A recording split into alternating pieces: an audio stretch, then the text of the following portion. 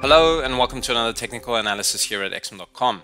Today we'll be looking at AUDUSD on the daily chart. So zooming in, we can see that Aussie has pierced beneath the 0.69 border and is eyeing the lower Bollinger Band located within the key 0.6776 to 0.6840 support boundary that stretches back to mid-June 2020, as we can see over here.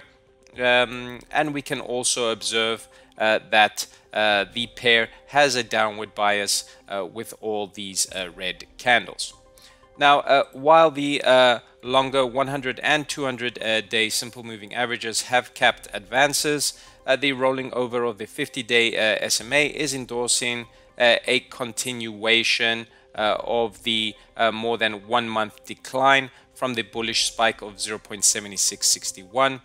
where basically advances failed to close north of this zone. Meanwhile, the short-term oscillators are conveying a somewhat vague picture, transmitting conflicting messages in directional momentum. We can see that the MACD is suggesting additional selling in the pair, while the softer slide in the RSI is implying weakness in bearish impetus. Moreover, the stochastic oscillator's negative charge is looking dubious as south of the 20 mark, the upturn in the percentage K line is poking at the percentage D line. Now, if the downward trajectory endures, preliminary support could occur around the fortified 0.6776 to 0.6840 support section, shaped by the lows over the second half of June 2020, as we can see over here. Basically a zone which also contains the lower Bollinger Band. Now, successfully diving underneath this crucial border may reinforce the negative outlook, with sellers aiming to weigh on the 0.6685 inside swing high recorded around the early stages of March 2020, as we can see here. Now, if sellers retain control, they could then seek out the 0.6505 low around the end of May 2020. And from here, on the flip side, if buyers